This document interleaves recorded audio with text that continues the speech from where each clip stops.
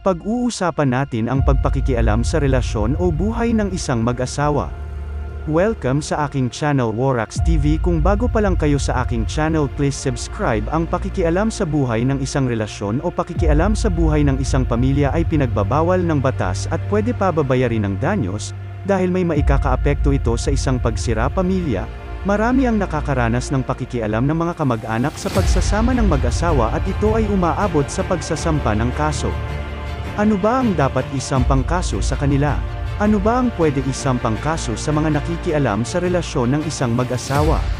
Lalo na yung nagsasabi na hiwalayan mo na lang ang asawa mo. Lahat ng tao ay may karapatan na magbigay ng opinyon at kuro-kuro sa isang bagay at sa isang tao. Ngunit ang karapatan na ito ay dapat may limitasyon kung ito ay nakakasakit na sa ibang tao. Ang Article 90 ng New Civil Code of the Philippines ang nagsasaad ng golden rule natin sa pakikipagkapwa-tao.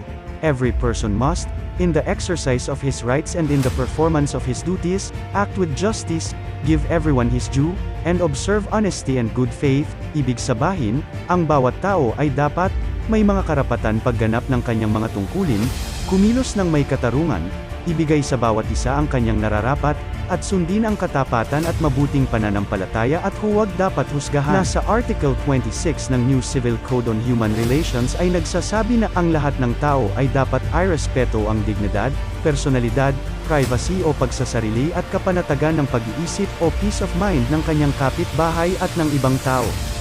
Ang mga sumusunod at katulad na gawain na hindi matatawag na krimen pero pwedeng panggalingan ng karapatan upang magsampa ng kaso at pagbayarin ng danyos at iba pang pagbabawal ay, iba na talaga ngayon kasi dati yung maganda noon pangit ngayon, virgin ka ngayon hindi na. Yung iba nagpapaganda dahil lasbang na, ang pangit ngayon virgin pero ngayon kaya mas maganda magmahal ka ng pangit.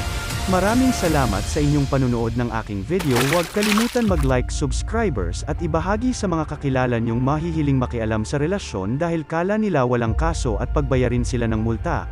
Dahil sa isang relasyon dapat kung may problema pag-usapan ng maayos, hindi palayain at palakihin ang problema dahil walang ibang makakasolbar sa problema kung daming nangungonsinti sa kapatid problema ng mag-asawa yan.